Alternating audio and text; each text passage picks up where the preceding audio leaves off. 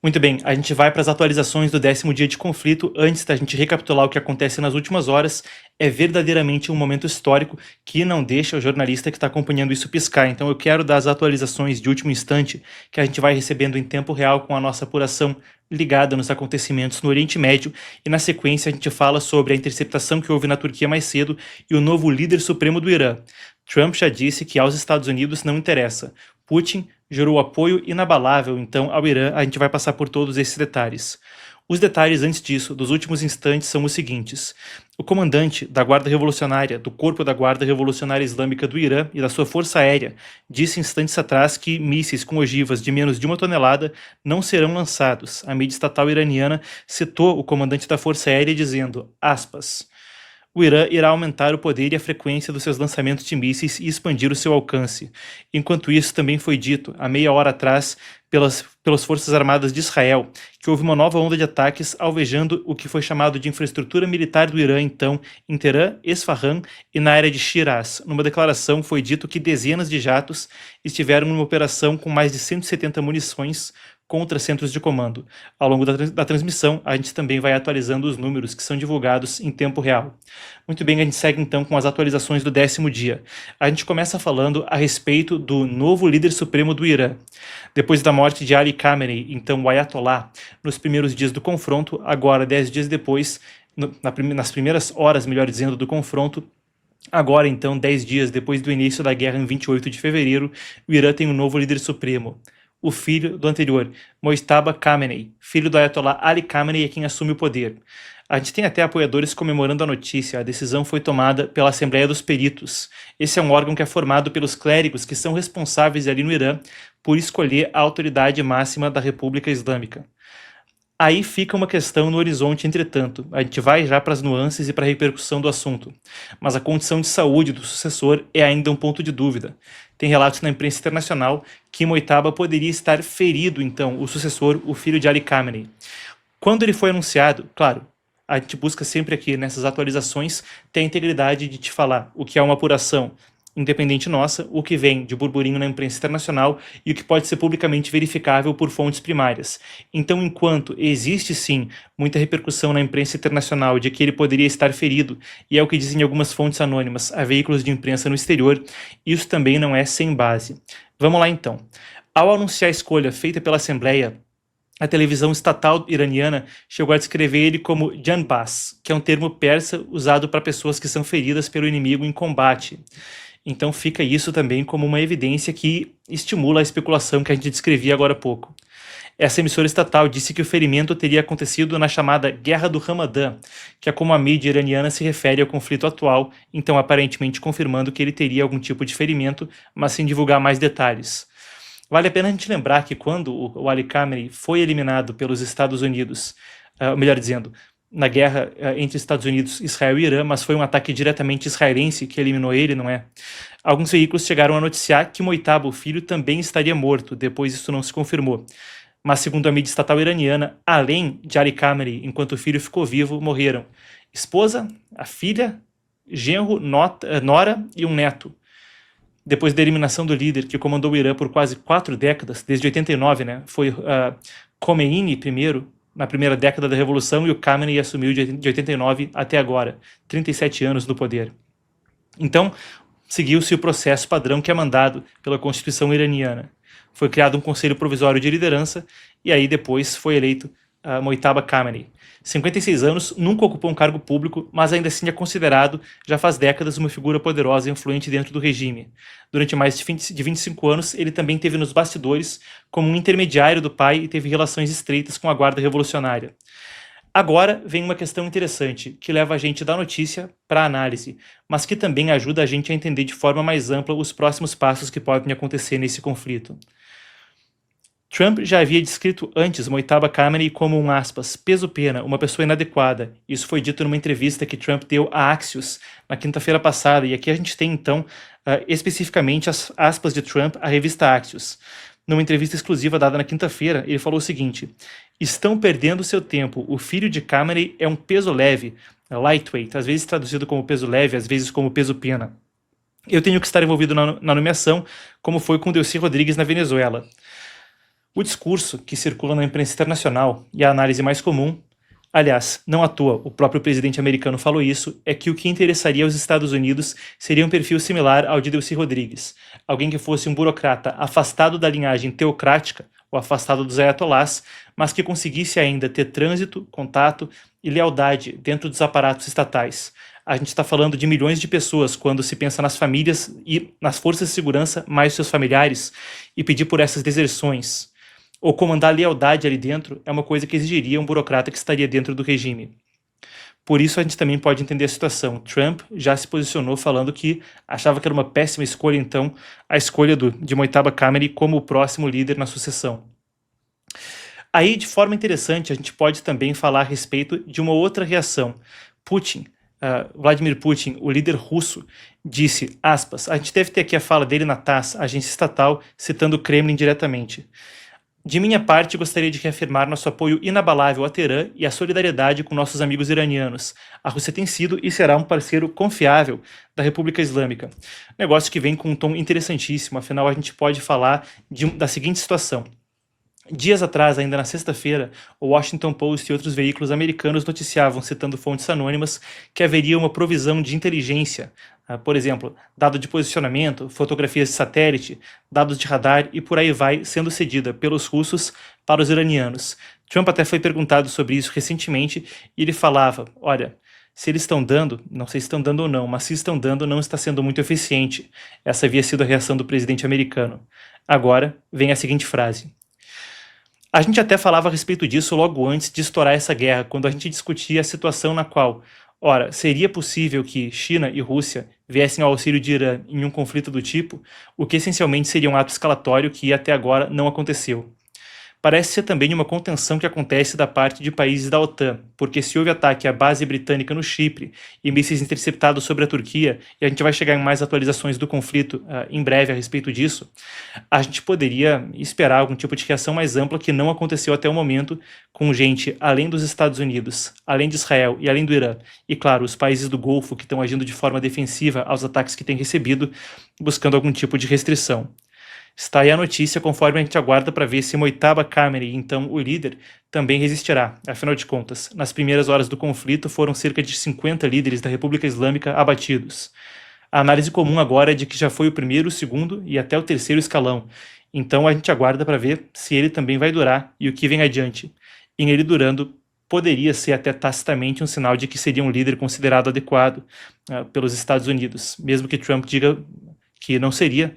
Afinal de contas, a sobrevivência dele seria, a esse ponto, aparentemente facultativa para os Estados Unidos e para Israel. Muito bem, além disso, a gente teve hoje mais cedo também o secretário de Estado Marco Rubio, voltando a falar a respeito do conflito. Ele estava até numa cerimônia para receber, então, uma cerimônia a respeito de reféns, citou também o regime iraniano, uma cerimônia falando a respeito de reféns detidos no exterior. A gente tem aqui a fala de Marco Rubio hoje mais cedo. Vamos conferir.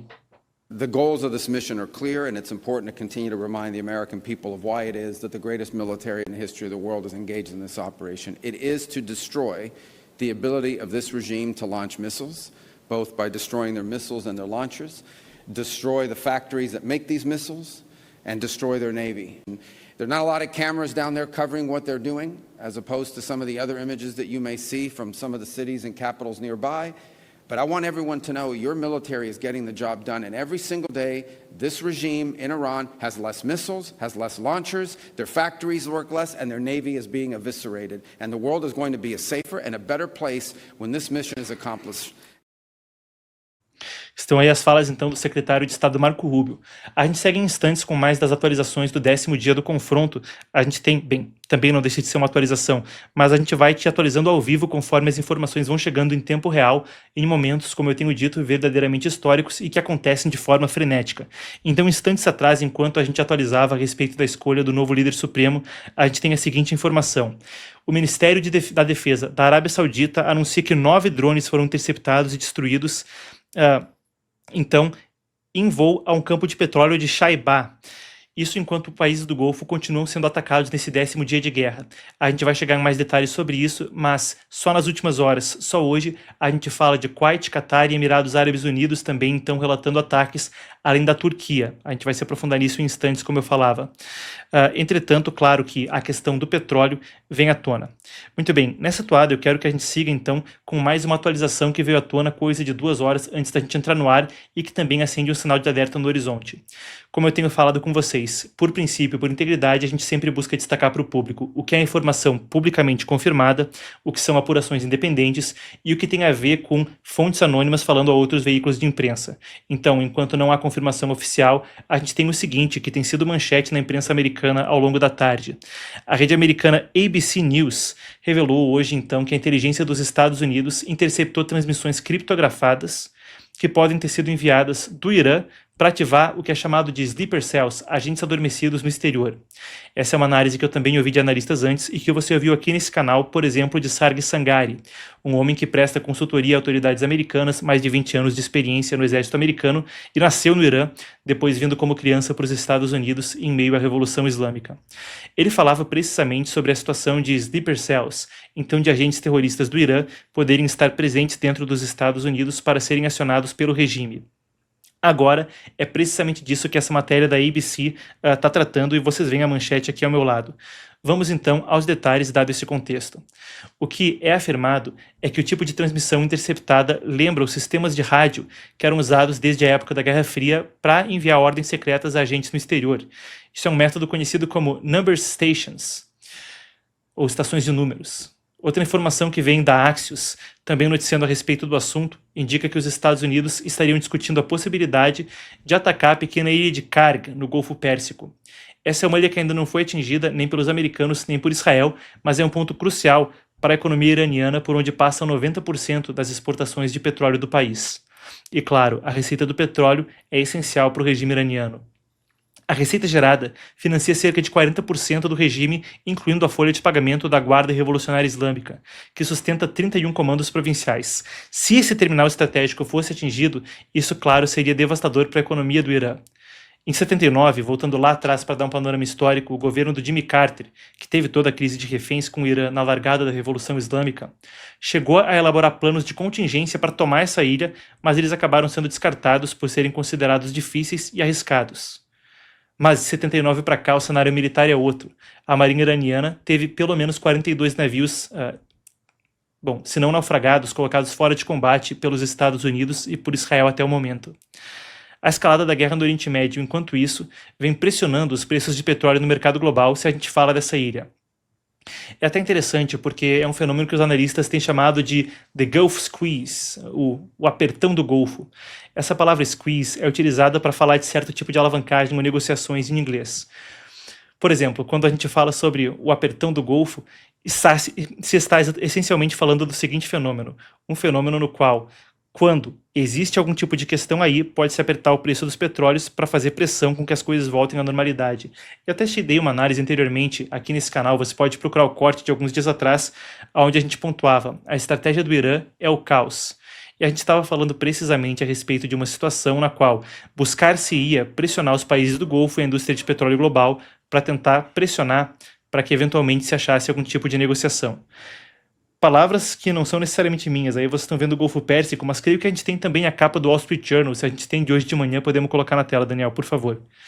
Aí então a gente vê, e tá aí, o longamente temido Persian Gulf Oil Squeeze, apertão de petróleo do Golfo Pérsico, está sobre nós. Uma disparada de petróleo que aconteceu no final de semana, e enquanto isso, os ministros das finanças do G7, segundo tanto o Financial Times quanto o Wall Street Journal, então duas das principais publicações setoristas de economia, o Financial Times na Inglaterra, o Wall Street Journal nos Estados Unidos, discutiram hoje a possibilidade de liberar reservas emergenciais de petróleo para tentar estabilizar os preços. Essas reservas estratégicas, coordenadas pela Agência Internacional de Energia, poderiam aumentar a oferta no mercado e aliviar a alta de preços, embora seja relatado que ainda não há uma decisão final. Vale a pena a gente entender o tamanho do problema e até perfeito que a gente tem esses mapas. Vamos voltar aí. Aí é o mapa onde fica a ilha que a gente mencionava há pouco, mas de forma mais abrangente vocês veem o Golfo Pérsico. Vocês veem a costa do Irã de um lado e a costa da Península Arábica no outro. E no canto inferior direito aí, no cantinho do mapa, se vê o Estreito de Hormuz. A região do planeta que vocês veem na tela é responsável, como a gente tem reiterado ao longo dessa cobertura, por 20% do comércio de petróleo global, 1 a cada 5 barris de petróleo. Para o gás natural, a coisa não fica muito atrás. E é por aí que a gente começa a entender também como, com 10 dias de confronto, o preço do petróleo pode subir. Primeiro pela incerteza, depois pela escassez. Dados de rastreamento naval falam de 200 barris de petróleo no Golfo Pérsico que estariam aguardando garantias de segurança para transitar pelo Estreito de Hormuz. Até há estimativas de que pelo menos 9 petroleiros tenham sido, durante o confronto, diretamente afetados.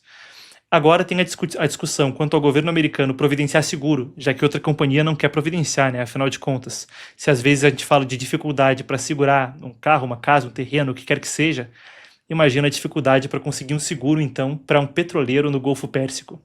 Uma coisa que seria prática padrão do mercado internacional para esse tipo de trânsito de carga. Mas, nas circunstâncias atuais, dá para imaginar a dificuldade. O governo americano estava cogitando uma situação como o próprio governo ofertar, então, seguros, ou ainda a situação na qual poder-se-ia ver escoltas de navios americanos, da Marinha Americana, de petroleiros para sair de lá. A França também tem uma grande parte dos petroleiros que são afetados e estava cogitando operações como dar escolta, então, da Marinha do seu país para que petroleiros pudessem sair, transitar por ali com maior segurança. A gente aguarda para ver se isso vai ocorrer, vai se confirmar de fato ou não. E houve perguntas sobre isso para Pete Hegseth, o secretário da Guerra dos Estados Unidos.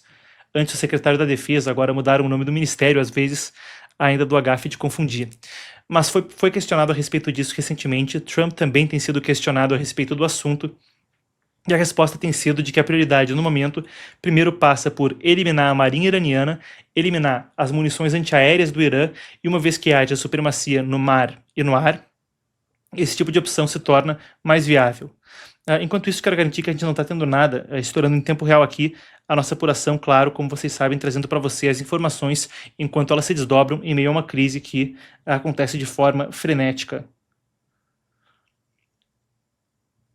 Muito bem, a gente tem informação, então, instantes atrás, temos informação ao vivo. É divulgado pela AFP nesse minuto. 23 segundos atrás eu recebi aqui a informação. Vladimir Putin e o presidente americano Donald Trump discutiram as guerras do Irã e da Ucrânia durante uma conversa franca e construtiva. Diz o Kremlin, a conversa aconteceu hoje mais cedo e foi divulgada instantes atrás pelo Kremlin. Quero garantir que, ver se a gente já tem o pronunciamento americano, a gente tem pelo menos o pronunciamento do Kremlin aqui então, que brevemente fala que a conversa foi produtiva.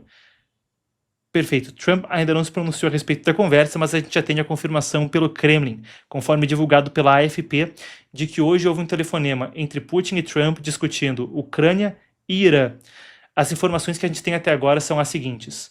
Foi uma conversa de 1 hora, é a primeira vez que eles conversam desde dezembro, e Washington buscou a discussão primeiro.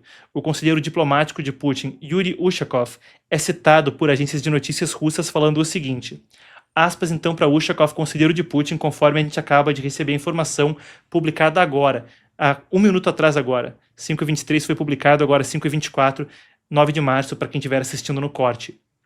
Aspas. O destaque foi colocado na situação quanto ao conflito no Irã e as negociações bilaterais que estão acontecendo com os representantes dos Estados Unidos em resolver a questão ucraniana. Ele disse também, então, esse porta-voz, que Putin pediu por um rápido e diplomático, uma rápida solução política e diplomática à guerra dos Estados Unidos e de Israel no Irã. E claro, o Irã tem sido um aliado-chave para a Rússia. Também houve uma descrição por Putin de como ele vê a situação na linha de frente na Ucrânia. Essas são as informações que foram divulgadas, então, até o momento.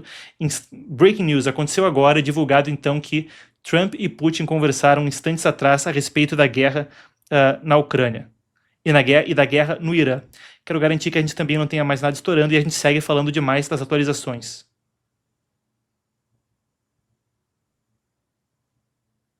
Muito bem. Houve um ataque mais cedo de mísseis, também atualização de 20 minutos atrás, enquanto a gente estava no ar aqui. O Emmanuel Fabian, então, que trabalha com o Canal 12 em Israel e também com o jornal israelense Times of Israel, está trazendo à tona a seguinte notícia, conforme houve mais ataques do Irã contra Israel e de Israel contra o Irã hoje também. É relatado, então, 23 minutos atrás, de que não houve impactos diretos ou ferimentos do último ataque de mísseis balísticos contra Israel, segundo médicos no local. Partes da Cisjordânia e de Israel, então, tiveram o som de sirenes sendo tocadas. Esse é o 11º ataque do Irã a atingir Israel desde a meia-noite. E o comando, então, das Forças de Defesa de Israel disse que esse ataque acabou sem casualidades e que os civis já poderiam sair, então, dos abrigos antibomba. Atualização, então, de 23 minutos atrás. Melhor dizendo, isso mesmo, 23 minutos atrás, conforme a gente está no ar. Perfeito, a gente segue então com mais algumas das atualizações de mais cedo no dia, conforme a gente segue desdobrando o conflito em tempo real. A gente está com quase 2.000 pessoas, eu vou convidar o público todo a estar curtindo a transmissão, 2.000 pessoas, pelo menos 2.000 curtidas, para a gente conseguir fazer com que o canal também chegue a mais pessoas. A gente segue com as atualizações então do conflito. Vamos lá. Desde o final de semana e de segunda-feira, hoje, claro, é o 10º dia do confronto, e ele abre com mais um ato que sugere a expansão regional da guerra. A gente está falando de pelo menos 12 países no Golfo, então, sendo atingidos, incluindo aí Catar, Iraque, Jordânia, Kuwait, Bahrein, por aí vai, Emirados Árabes Unidos, Omã. Hoje a gente teve também a notícia de um ataque sendo disparado contra a Turquia, o que expandiria a guerra também para além da região do Golfo Pérsico. Uma coisa que já aconteceu antes com o Azerbaijão, expandindo a guerra também ao Cáucaso. E no Azerbaijão foi até dito que foi desmontado um ataque terrorista na sexta-feira. Aqui a gente tem a notícia mais recente, então, isso foi de hoje pela manhã, conforme um míssil foi interceptado pela OTAN, sendo disparado contra a Turquia. A notícia é absolutamente relevante porque ela também ajuda a gente a ter um escopo mais amplo. A Turquia é um país da OTAN. O artigo 5º da criação da OTAN significaria essencialmente que um ataque a um membro equivale a um ataque a todos os outros, enquanto nesse caso específico e em outros casos os países agem com muita cautela, afinal de contas, envolver todos os países da Europa, ou quase todos os países da Europa, junto aos Estados Unidos nessa guerra seria uma drástica escalada do confronto. Apenas uma vez o artigo 5º foi evocado por qualquer membro, que foi os Estados Unidos durante os ataques de 11 de setembro. Então, enquanto não foi acionado isso, houve o seguinte relato e a gente está aqui com a publicação divulgada em inglês por um porta-voz do governo turco. Um míssil balístico foi lançado do Irã e detectado seguindo rumo à Turquia. Ele foi alvejado e neutralizado por ativos de defesa de mísseis aéreos e antimísseis, então, da OTAN, em cima do distrito de Sahri Bey de Gaziantep. Nenhum ferimento nenhuma morte ou ferimento foi relatada a partir do incidente. O desenvolvimento está sendo monitorado de perto por todas as nossas instituições desde o primeiríssimo momento, e as medidas necessárias de segurança e defesa foram prontamente ativadas. Nesse contexto, todas as unidades relevantes, em particular o Ministério da Defesa Nacional, estão agindo em coordenação completa. A disposição e capacidade do nosso Estado de proteger o espaço aéreo turco e a segurança fronteiriça estão no mais alto nível. É de grande importância que as tensões na região não escalem além e que o conflito não se espalhe para uma área mais ampla. Nós, novamente, reiteramos fortemente o nosso aviso a todas as partes, particularmente ao Irã, para que se restringam em ações que poderiam colocar em risco a segurança nacional, melhor dizendo, a segurança regional e colocar civis em risco. Durante esse período, pedimos gentilmente que os nossos cidadãos e organizações de mídia exercitem o cuidado necessário quanto ao conteúdo não verificado, porque pode causar pânico no público ou conter desinformação, e que eles estejam apenas se atendo a declarações que são feitas por nossas autoridades oficiais. Então, essas foram as palavras de Burhanettin Duran, porta-voz do governo turco, diante do ataque de horas atrás sendo disparado do Irã contra a Turquia. Seria mais um incidente onde essa guerra se expande para o oeste. Vale a pena a gente acrescentar que o Chipre também tem sido alvo desse tipo de questão, conforme uma base do Reino Unido foi atingida na ilha anteriormente, fazendo claro com que houvesse uma mobilização da OTAN para estar mais perto ali. O Chipre fica entre uma ilha no Mediterrâneo que fica entre a Turquia e a Grécia, e tem ali então uma base militar britânica que foi alvejada ao longo do conflito pelo Irã. Quando a gente fala de participação europeia, vale a pena recapitular. A gente tem também a Ucrânia mandando especialistas em interceptar drones Shahed para os Estados Unidos. Esses são drones iranianos de alta tecnologia que foram utilizados pela Rússia contra a Ucrânia na guerra lá no leste da Europa.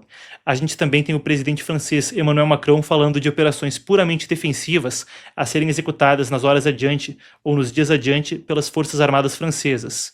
Isso vem depois de um aviso anterior dele, onde ele falava especificamente sobre o Líbano, dizendo que a França enviaria blindados para o país que enfrenta uma outra frente dessa guerra, uma onde os bombardeios também são abrangentes, mas além deles se fala de combate no solo, incursões terrestres, a frente de Israel contra o Hezbollah, que se abriga ali então no sul do Líbano.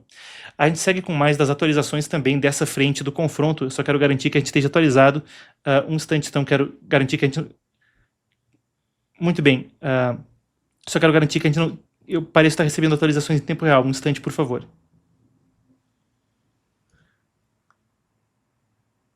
Muito bem, a gente tem o seguinte acontecendo 6 minutos atrás, aguardando confirmação oficial, mas é relatado então pela mídia árabe que forças de segurança do Iraque, que a defesa aérea do Iraque interceptou e abateu um drone perto do aeroporto internacional de Bagdá.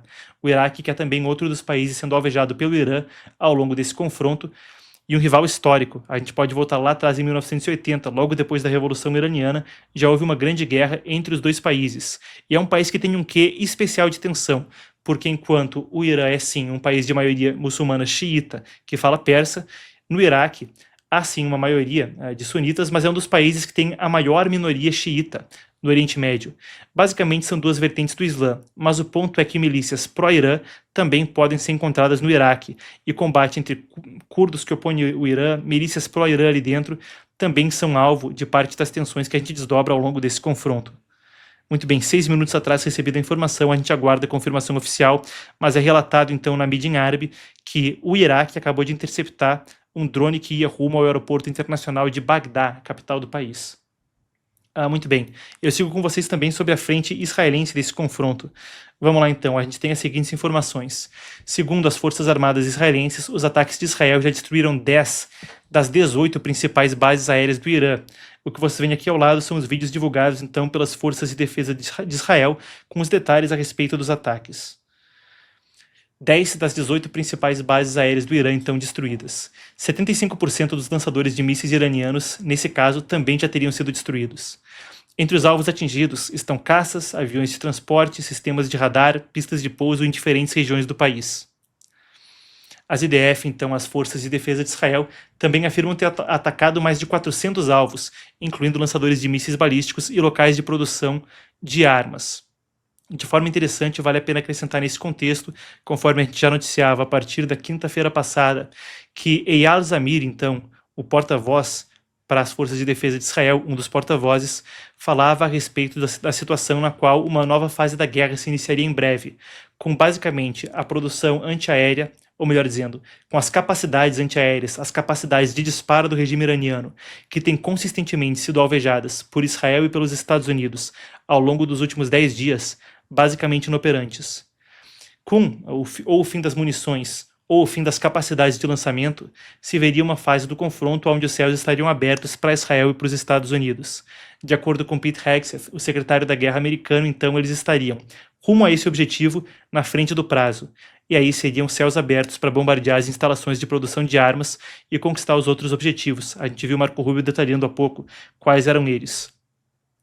Do lado iraniano, a gente tem a seguinte informação. Se a gente falava de um novo ataque iraniano que acontecia hoje ao longo do dia, ele se soma a mais ataques que aconteceram no final de semana e uma ampliação dos bombardeios na região. Foram 8 mísseis contra o território israelense recentemente, um atingiu a região central, deixando ao menos um morto e 2 feridos. Depois, hoje, a gente acabou de noticiar, houve outra onda que acabou sem casualidades. Israel está acusando o regime iraniano de utilizar mísseis com ogivas de fragmentação. O que significa, basicamente? A ponta do míssil, a carga explosiva dele, se abre no ar e joga vários explosivos sobre áreas amplas. Isso aumenta o risco para os civis. Ontem à noite, uma dessas bombas de fragmentação, por exemplo, danificou várias áreas da cidade de Rishon LeZion, que fica na região metropolitana de Tel Aviv, incluindo até um parque infantil. Também ontem a gente pode falar de um drone iraniano danificando uma usina de dessalinização no Bahrein, e na Arábia Saudita também um projétil atingindo então uma área residencial. Sobre essas atualizações, vale a pena, aí tem então as imagens de Israel do final de semana. Sobre esses ataques, vale a pena a gente acrescentar o seguinte: 2 pessoas morreram e 12 ficaram feridas com ataque em Riad, na Arábia Saudita. na cidade de Karj, nos arredores, região metropolitana de Riad. Era dito dias atrás que o Irã teria se rendido, Trump usava essas palavras, aos países do Golfo e concordado em não atacá-los mais. Depois, os ataques se resumiram. Naquele contexto, Trump falava que o Irã seria atingido duramente após os ataques a mais países na região se resumirem, e parece ser parte do que a gente está testemunhando.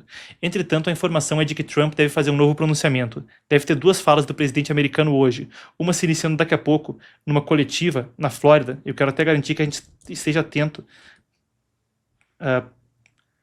Muito bem. A gente está recebendo imagens da Casa Branca. Trump deve falar em breve, e nisso ocorrendo a gente vai seguir para a tradução simultânea. Muito bem, e deve haver uma coletiva de imprensa também mais tarde pelo presidente dos Estados Unidos, onde ele chamou a imprensa para falar na Flórida, então às 6h30, você vai acompanhar as 2 por aqui. Conforme a gente segue desdobrando as atualizações, eu sigo com vocês também falando a respeito de Hezbollah. Lá ao norte de Israel, no Líbano, em outra frente desse confronto, a gente está falando de pelo menos 80 mil pessoas desalojadas e um bombardeio que abrange uma parte grande do território do Líbano, que abriga a organização terrorista Hezbollah. Quem está acompanhando aqui de perto o canal ao longo da nossa cobertura do assunto está ciente a respeito da atuação ampla desse grupo terrorista que não tem operações só no Oriente Médio, mas mundo afora, incluindo mesmo os ataques terroristas de maior abrangência na América Latina, 92 e 94 em Buenos Aires, e colaboração, segundo reportagens e investigações da Polícia Federal, desde pelo menos 2014, com organizações criminosas brasileiras. Questão de tráfico de armas e tráfico de drogas. Agora, os ataques continuam por parte de Israel contra o Hezbollah em todo o Líbano, e são emitidos avisos de evacuação para moradores em áreas onde há infraestrutura do grupo terrorista. E claro, o Hezbollah também, assim como foi com o caso do Hamas, coloca sua infraestrutura militar perto de estruturas civis do país, buscando gerar comoção internacional, segundo as forças de defesa de Israel. Nas últimas 24 horas, as forças israelenses realizaram, segundo é divulgado pela IDF, mais de 100 ataques no Líbano, dentro de um total de 600 bombardeios desde o final de fevereiro, quando começou a guerra. O Hezbollah começou a atacar Israel logo após a morte de Ali Khamenei, então ainda em 28 de fevereiro se falava sobre um cenário onde, após um breve cessar-fogo de meses desde os últimos ataques, a organização voltava a disparar mísseis contra Israel. A gente tem aqui a divulgação também feita pelas forças de defesa de Israel de uma ligação telefônica de um morador de Beirute, capital do Líbano, para militares israelenses. Claro, a gente não pode verificar de forma independente a autenticidade disso, mas vale a pena a gente colocar aqui como um ativo que foi divulgado pelas forças de defesa de Israel. Então, vamos lá, a gente deve ter aqui esse áudio. Temos, Daniel, por favor.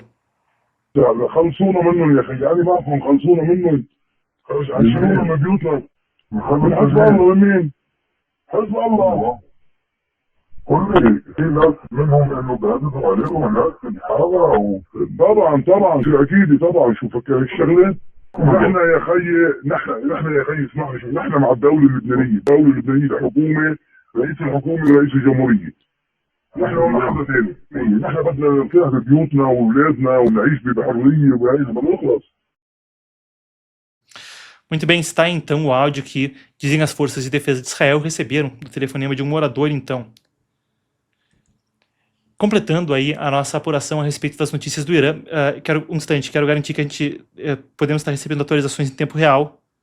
Muito bem, então, a gente tem informação em tempo real do exército do Kuwait. É dito que enquanto falamos agora, o exército do Kuwait, então, está ativamente interceptando ataques de mísseis e drones. É mais um dos ataques que acontece contra países do Golfo na região, depois que anteriormente teria havido um pedido de desculpas pelo regime iraniano por causa desses ataques a países que não estão diretamente envolvidos no confronto. Então, o Irã justifica esses ataques dizendo que esses países abrigam bases dos Estados Unidos. Mas fato é que isso amplia a guerra de forma regional. Kuwait, então, falando a respeito do assunto, conforme a gente fala, só ao longo das últimas 24 horas de ataques no Iraque, na Arábia Saudita, no Bahrein, nos Emirados Árabes Unidos, Kuwait, então, em um ataque contra a Turquia, interceptado por defesas aéreas da OTAN, a aliança militar da qual a Turquia é membro, a gente cobriu isso agora há pouco. De forma interessante, também tem uma questão humanitária que mescla o esporte com a geopolítica acontecendo. O presidente americano Donald Trump fez um apelo público para que a Austrália, então, conceda asilo às jogadoras da seleção feminina de futebol do Irã. A equipe está no país, a Austrália, para disputar a Copa da Ásia feminina. E aí, no primeiro jogo do torneio, acontece o seguinte: algumas jogadoras não cantaram o hino nacional iraniano. A treinadora apareceu rindo. Esse gesto foi interpretado pelo regime como um protesto e depois do episódio, a mídia estatal do Irã chamou as atletas de aspas, traídoras de guerra. Bom, dá para imaginar na teocracia islâmica o que aconteceria com elas ao retornar. Parte da equipe, não à toa, teme voltar ao Irã por risco de perseguição. Dá para culpá-las? Há relatos de que 5 jogadoras teriam deixado o hotel da delegação e estariam então em um local seguro na Austrália. Na Truth Social, a gente deve ter aqui a publicação do presidente americano. Pode colocar na tela, Daniel. Temos a fala de Trump? Então, aí está. A Austrália está cometendo um erro terrível humanitário ao permitir que a Seleção Nacional Feminina de Futebol do Irã seja forçada a voltar ao país, onde elas muito provavelmente serão mortas. Não faça isso, senhor primeiro-ministro, ele diz então a Anthony Albanese, o premier australiano. Conceda asilo. Os Estados Unidos as receberão se vocês não o fizerem. Obrigado por sua atenção a esse assunto, o presidente Donald J. Trump. Depois disso, Albanese, então o premier, ligou para Trump e concordou em ceder proteção às atletas. Garantiu que elas não serão forçadas a retornar ao Irã. Aliás, falando até nesse negócio, Copa do Mundo vindo aí nos Estados Unidos, em tese, o Irã está classificado para ver o que acontece num evento tão notório mais adiante com a seleção feminina. E claro, a gente está planejando coisa muito especial para manter você atualizado quanto a isso. Então eu vou fazer o convite para o pessoal também que está gostando de receber as atualizações em tempo real que a gente coloca no meio da nossa programação. Esteja conosco no Panorama. Esse é o newsletter de geopolítica do Epoch Times, indo de segunda a sexta-feira na sua caixa de entrada. Você, além disso, também recebe por WhatsApp. Aqui está o código QR para você que estiver na TV, para você que estiver no computador ou no celular. O link está aqui embaixo na descrição e está aqui do lado no chat ao vivo. Por ali você recebe atualizações como as que eu estou dando para você em tempo real ao longo do dia e uma vez por dia recebe perspectiva, resumo das principais notícias e por aí vai, indo para o seu e-mail e para o seu WhatsApp. Pessoal, posso falar? Vale a pena demais. Belíssimo trabalho do Renato, do Frederico, de todo o pessoal aqui da equipe. Parabéns para vocês e parabéns para você também que está se conectando ao mundo e à história e entrando gratuitamente no Panorama. Link aqui embaixo na descrição e aqui do lado no chat ao vivo.